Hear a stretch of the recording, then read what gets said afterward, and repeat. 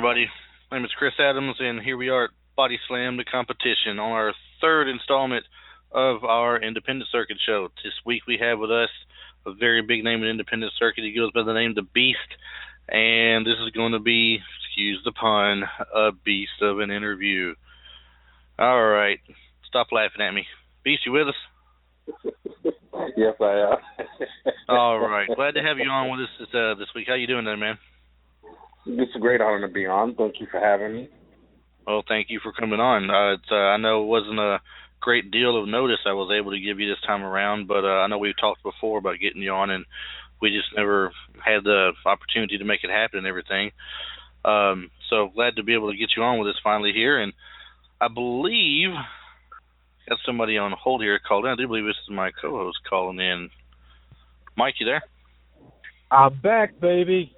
He's back. I didn't know for sure if you'd be able to call in, so I just didn't know for sure you'd be here. Beast, this is my co-host, Mike Currents. How you doing, Mike? I'm doing well. It's nice to meet you, Beast. It's nice to hear from you, too. So tell us, what have you got going on here now? I mean, I know you've been pretty much all over the area that you do travel through. What's the latest thing you've got going on right now? Well, actually, tomorrow night I'm in Muscatine, Iowa for MXWA One Night Only reunion event. So if the fans out there in Iowa are listening, come on down, check it out. You'll see the Beast live. You'll see a bunch of the old MXWA superstars like Keefa Kula Kula and his tag team partner Tiny Hansen. They call themselves the Totem Poto Love. You'll see Van Johnson there. So yeah. It's a lot of good wrestlers there. Awesome. What is a typical? I don't know. I'm not sure how many times a month you guys go out anymore these days. Used to, you would hear that people go out, 3 or 4 times a week, and I think today it's more like 3 or 4 times a month now, isn't it? Yeah, but I'm booked like every weekend. I usually get all my bookings in advance, so I'd be booked for the whole year, so I travel all over. Oh, nice. So what will be a typical month then for you? Do you stick to a certain region, or do you just go all across the states, or? I go all across the states, no matter where. Well, we got to get you down here in Panama City sometime. And there's one that comes down through here, and I'm drawing a blank on the name of it. I can't say. They've only it's like once or twice a year they come here, so it's not that often. But hey, Pensacola's got one that wrestles there quite often as well. So you got to get down here to Florida sometime, so I can see you in person, see you live. Oh, okay. Cool.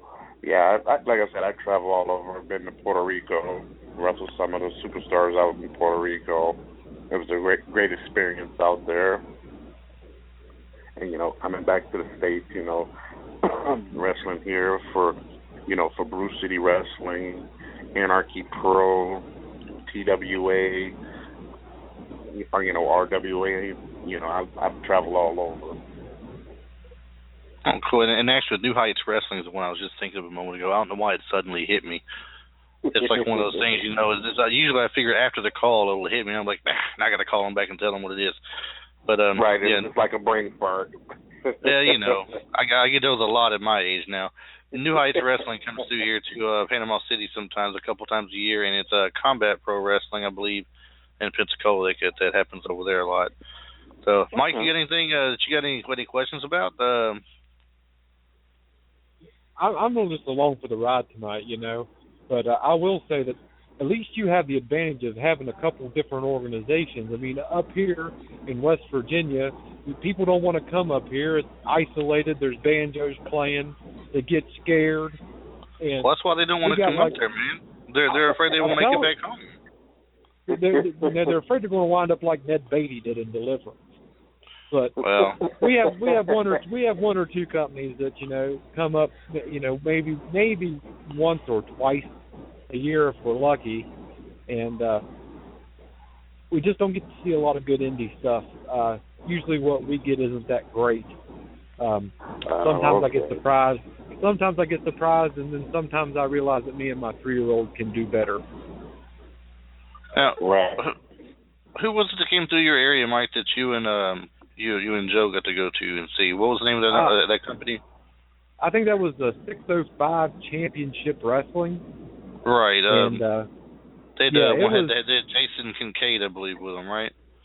Yeah, they did, and that's where she saw Bobby Fulton, and she it was really neat because she looked over at me. She said, "This guy's like real, isn't he?" I was like, "Yes, honey. Yes, this guy has been to the big time." Beast, I don't know if you know who Jason Kincaid is or not. I'm sure you may have heard him on the road, but I've been hearing a lot about him lately. Like he's really moving up the ladder or something. And as far as the independent circuit goes, I'm not sure if they have an actual ranking that goes on. Maybe if they do, you can tell us about that. I'm not sure though, but they say that he's moving on up the ladder some there. Oh, okay, that's well. I my applause for him. The best. Let him keep reaching for the stars. I've been up and down that road. This will be my 27-year anniversary coming up in July. So I've been there, done it.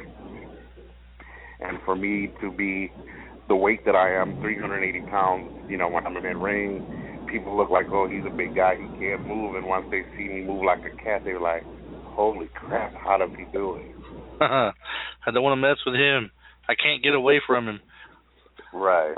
I understand from a mutual friend that you have wrestled pretty much all the names out there that you could think of to wrestle. I mean, some of the people who are big WWE fans or just the big brand name shows fans, they may have known names like Kamala and Undertaker and people of those names and all. But over the years, I understand that you've wrestled pretty much whoever there is out there to wrestle. You've been in the ring with them at one point. Yes. I've even wrestled, Trevor Murdoch before he even became Trevor Murdoch, to go over to the WWE. So it was a great honor, for me to step in the ring with him before he became big and famous. And, when I seen him walk that stage on WWE, I was like, wow, he did. And, with this training, I would recommend anyone that wants to learn the old school psychology way of professional wrestling, I would recommend them highly to go to Trevor Murdoch camp in Kansas City. I thought personally, and Mike, I don't know what you remember about Trevor, but I thought personally that he should have been in there a lot longer than what he was. He was a great talent when he was there. They seem to have a lot of great talents that come there and don't just get. I know I'm beating a dead horse. I say it all the time. They don't get used right. It seems like, and they end up not being there very long, and then they're gone. So they shuffle them. They shuffle them over to mid card hell, and then they make them a joke, and it's sad. It's just sad. Now, is Trevor still wrestling today out there in the circuit, or is he just doing training? He has his own camp, and he gets bookings. But if anybody want to book him, go on his fan page. And he's a great guy to, like I said, to learn the old school psychology way. He's a great trainer. Like I said, I talk to him, once in a blue moon whenever he's not busy. But it was a great honor to wrestle him. Him and I had locked horns, and when I seen him in WWE, it was like, wow, Trevor, okay. There's always that feeling that you have. You're really happy for them that they made it there, and you hope they do well. And then I don't know. I mean, it's like there's so many people out there that's been. A lot of people don't realize. I'm always these days kind of preaching and getting out there that the indie circuit is a great place to go enjoy a night of wrestling. You get more than your money's worth most of the time when you go. And yes, there are a few places you may go to where it might not be as entertaining, but a lot of them out there put a lot into it, and you get a lot of great shows. I mean, a lot of your stars that are out there right now today were just 3 or 4 years ago independent, circuit people. I mean, they were just there. Yeah. And they don't realize, that the next level of stars are going to be coming from these shows, And I wish people would put more time and effort into going to see them when they come to the town. Support the guys when they go out there and cheer for them, go visit. You're going to get more than what you paid for every time. Yes. With the I call it the new school wrestling. A lot of the young guys, it's changed a lot. And like I said, I'm from the old school. You have some guys in the wrestling business that shouldn't be in there, They don't know the whole, ethics of the respect in the wrestling business. That some guys don't respect the veterans who paved the way to get them.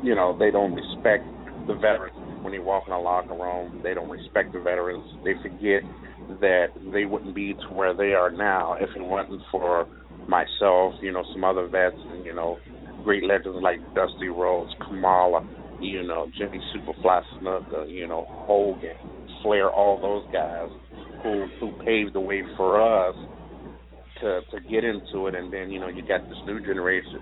They're a lot of them are so cocky, like, oh, I'm better than you, but they're the ones that don't last that long in the business.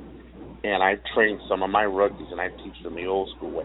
It's my three etiquettes of wrestling: keep your mouth shut, your ears open, and your eyes open, and just yes sir and no sir. That's it, and you'll go far in this business. That is right, and if you don't give that respect and get people to take an interest in you, they're not going to want to teach you the ways or show you the ways to help make you last long in the business. You'll be another flash in the pan, like you're saying, and they'll go out there and do something silly and get themselves hurt. A lot of them today are big fans of the high spot, like me and Mike talk about all the time. Big fan of the high spot, and hey, I can get on the top rope and I can do a 450 twist somersault with a kiss, and then boom, land on top of you, and I'm gonna get a 1, 2, 3. Well, how many times can you do that in your career, really, before you start wearing and tearing that body down a lot? How many times can you run and dive over the top rope in a flip and hope you land on the person, or you land the right way, or they help break your fall at least before you're just out of it? I mean, it's the concussion level these days has to be at all-time high. Right, and those are the ones that wrestling careers don't even last. Maybe they'll probably be in it maybe 10 years, and then it's like, oh, I have to retire because, I have a torn ACL, I got a ruptured disc in my back, and, it's like, well, if you quit swinging and flipping around, maybe you can last long. And, some of the guys ask me, how do I do it at my age? I'm going to tell my age. I'll be 45 this year, and people ask me, how do you still move like a cat and you do the things that you do? It's because I know how to wrestle. And you don't go outside of your capabilities. You stay in your comfort zone. You work out. You do right, and you're gonna last. You're gonna last a while. Right. I give the fans what they want to see. I give them wrestling. I'm not a sports entertainer. I'm a wrestler. I go out there and give the fans what they want to see is wrestling.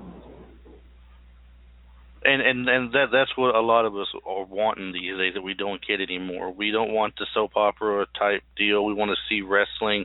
Used to, you got an hour a week of your favorite wrestling show, unless it was WCW Saturday Night on TBS, and you got 2 hours of it then. But it was still in studio kind of stuff. It wasn't like you were seeing 20,000 people in the stands or 25,000 people in the stands, and you're having your main stars that you would have on a pay-per-view duke it out every Monday night, then the following Thursday night, and then again the following Monday night for 5 hours a week. You got 1 hour a week mostly of your favorite stuff. I was a Memphis fan growing up. That's where I lived closest to. And a good match consisted of watching these guys come out, do some arm drags, some hip tosses, some ring rope action going back and forth, maybe a cross body block off the top rope or something, occasionally some drop kicks. And they're throwing forearms and punches. They're getting the one up on the other one. Some little moves that make it last a while. You're holding a person down and wearing them down. You don't see much of that anymore. There's not much moves where they get in there and they just throw the chin lock on somebody and sit on them for 5 minutes and hold them down. You don't see a lot of that stuff anymore. They want fast action, high paced, flying off the ropes, and we've already said that. It's like I don't want to go back and repeat all that again, but I miss a lot of that. Right, and also I learned something in my, just a few years ago. Someone told me, I was sitting in a locker room having an old school conversation, and he said, "Beast, what do you think about all these flyers that go out?" And it threw me for a loop, and I'm like, "What do you mean?" They're like, "What do you see on flyers?" I'm like, "Well, I see myself, and I see a bunch of other workers and stuff like that. And then if you look at a flyer, an independent flyer, you see the same guy. All these guys have the rippling muscles, the biceps, the forearms, and everything. They have the same look. Myself, I'm 380 pounds. I have a total different look. People eye or catch that like, wow, who is this guy? I'm not your muscle bound. I'm not out of shape, but I have a look. I have something that people want. It's like if you're going to the circus, you look at all the clowns like, oh wow, this clown looks awesome. I want to see it. So you basically look at that as a flyer. Half of the wrestlers have rippling six packs and muscles. Fans, okay, they like that, but they want to see something totally different, something that'll catch their eye where they can make fun of.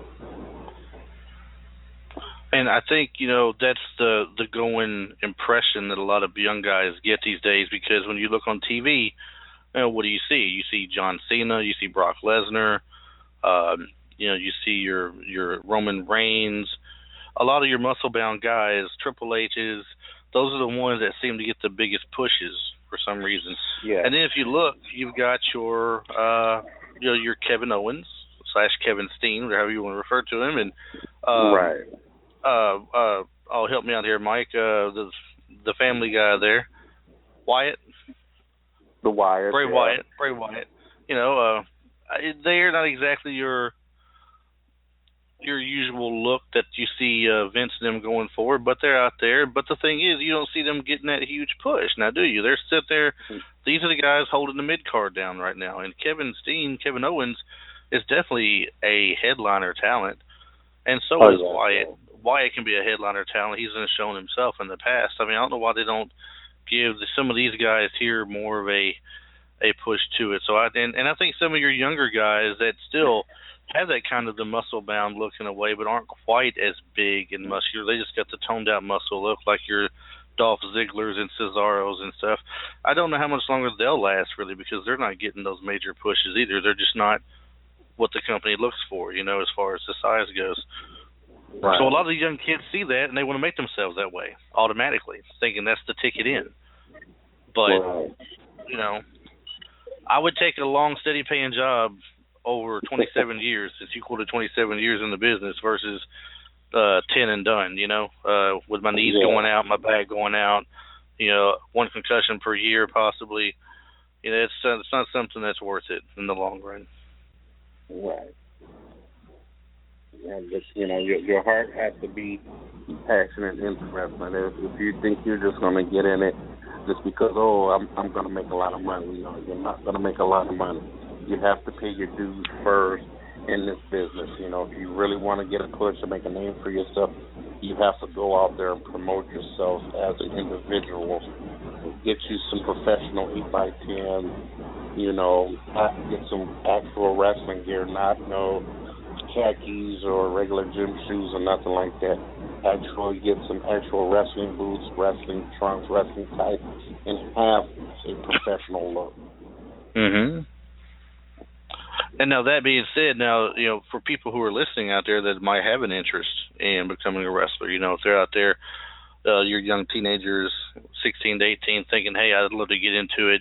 You mentioned Trevor Murdoch earlier and learning from him where he's at and everything. And even if you're not near Trevor Murdoch, I'm sure there's probably a great school somewhere near you that you could always look into. I believe Harley Race has a school. Ricky Morton, the Rock and Roll Express has a school there in Tennessee somewhere if you're closer to that part of the country. There's people with schools everywhere, and go with someone with the old school mentality and attitude so they can break you in right. Don't just go someplace where they're currently putting out the high flyers and telling you that you got to be ripped and cut and, 275 pounds of muscle before you're going to make it somewhere. It's just it's not what you're looking for. Now, if a person was to come up to you today, after we get off the phone here, and say, hey, Beast, I heard you on the radio a while ago, man. It's great hearing you, but I want to do this too. But man, look, can I make a living doing this on the independent circuit? Can I just do this only? What's up? What's the deal? Can a person legitimately stay booked year round and make a decent living doing the independent circuit, or do they still need to get out there and push hard and supplement themselves and just stick with it. And one day, if they get that call up and they want to take it, where they make more money, they could go that route. But what would you say to the person who would ask you, can they do it on the independent circuit alone? No, they can't. On the independent circuit, you can't really live off of it unless you have, you push yourself and, you travel everywhere. Like I said, you have to really promote yourself. And if, promoters and companies like you, then if you get those regular bookings, I still would recommend to keep a part-time job. If you're in school, my first thing is get your education first. You'll have playtime. I say get the education and then have playtime. Don't just say, well, I'm going to drop out of school and be a pro wrestler. No. Get your education, get the training if you want to train, but your heart has to be in it. Don't look at the dollar sign.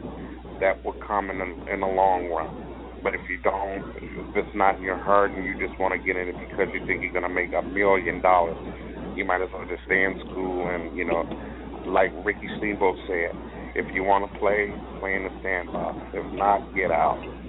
That is so true. And, hey, Mike, are you still with us by chance? Yeah, I'm still here, in and out, but I'm here right now. All right, just checking. Me and Mike was talking about this once before, B. So when we started doing this about, Mike, 5 months ago? I think back in September, October, when we first started, we were like, it's a great hobby. It's fun. We get to talk to people we grew up watching on TV. We get to learn more about the business. We hear good stories, some fun stories, and somebody brought to my attention one day. They said, if you keep going, you guys have a good chance of maybe making some good money at this. The people out there are making 6 figures a year doing podcasting. And of course, I hear that, and anybody that hears an answer, your eyes are going to get big. And so I think temporarily I had this for like a day or maybe a week, I don't know, my eye is fixed on the prize at the end. But the more I stop and think about it, like me and Mike have been talking, this is a great hobby. It's fun. Podcasting, talking to you guys, learning about the business, learning about the indies, learning about the pros, the back scenes, the stories on the road they did. This is all great and fun. If it ever pans out to be something different, it's awesome. But if it doesn't, we can always look back and say we had one of the greatest hobbies ever and made big thing out of it. Because we got our jobs. We're not letting our jobs go, right, Mike? No doubt. No doubt, Chris. But, I mean, this is a dream for any real fan of professional wrestling. We get to talk with actual professional wrestlers, guys, like you said. We grew up, we saw them on TV when we were kids. They were larger than life, and all of a sudden they're talking to us.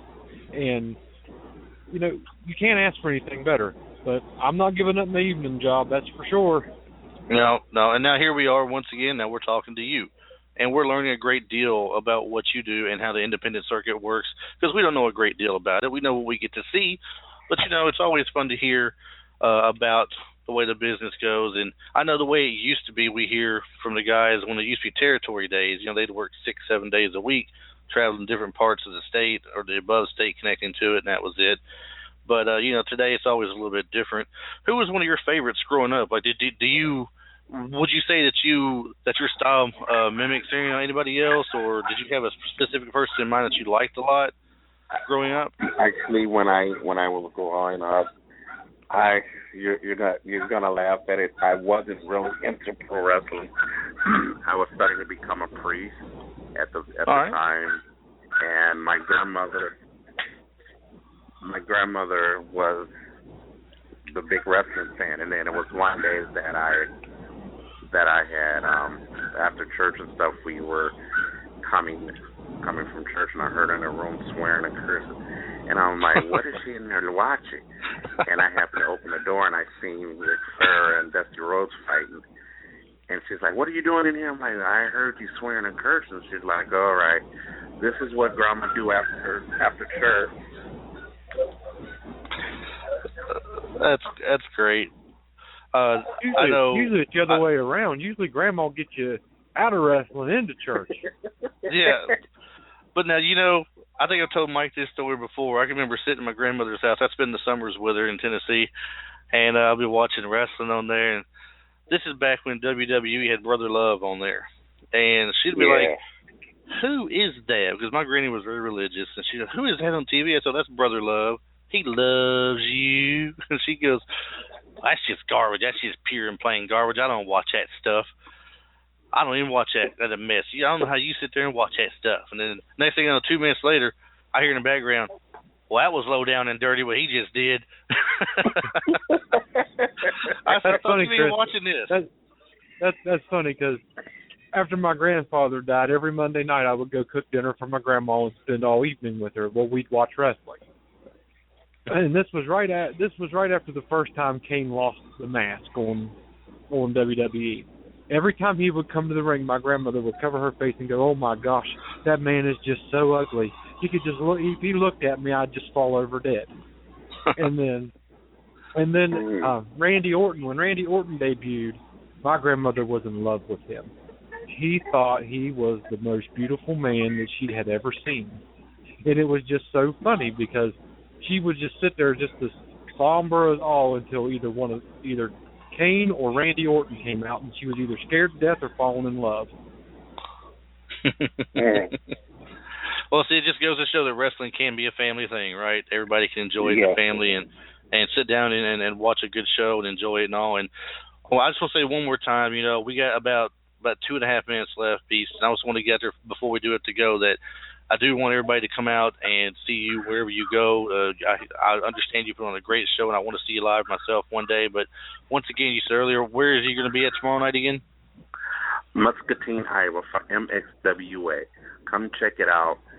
You can also look on my Facebook fan page at the Wild Man Beast on Facebook, or you can go on my YouTube channel at Beast369420. Once again, that YouTube channel is Beast 369420, and you can also go on my Facebook fan page at the Wild Man Beast. Check it out, and you'll see all my travels. All right, well, Beast, I want to personally thank you again for coming on the show with us here with this week, and I've heard, like I said, nothing but great things about you, and I think you lived up to every bit of it. So hopefully one day in the future, again, if you're not busy, we can bring you back on, talk some more stuff, see what you got going on, and then go from there. In the meantime, just keep staying busy, man, and we'll keep in touch with you. Best of luck. Okay, thank you. It's been a great honor for doing the podcast. Mm-hmm. Thank you very much, man. Thank you. Bye-bye. And Mike, I'm definitely glad you got to call in today with us and be with us again. The fan base have been missing you. They've been saying, hey, where is this Mike character at? We have no one referencing the New Day anytime at all. I'm telling you. Because you know me, I don't do it. I know. I can't get you to represent. I know you're a closet fan, and that's okay. You don't have to come out into the light just yet, but you will. I still think I have to be the voice of reason. I'm gonna leave it up to you to keep putting out the news of the power and how people of positivity. Power of positivity, yes. How they need to Unicorns be power for everyone. Unicorns for them all. All right, we got 50 seconds left, everybody. Make sure you come out to the website, http, I should say, //bodyslamtocompetition.com. Make sure you register with the site so we can get you on with the newsletter so you can keep up with the podcast and the blogs we keep up on there. And occasionally we will have a contest running once we get enough people set in place there to run the contest with. Mike, we have a show Sunday. We got Teddy Long coming up. Are you ready for him? Holla, holla, playa. That's what I'm talking about. All right, I will see you Sunday. Everybody, I hope you listen to us Sunday as well with Teddy Long, former referee, former manager of Doom and the Twin Towers, we'll say. And not to mention SmackDown General Manager. A lot. Exactly. So 5 seconds left. 4.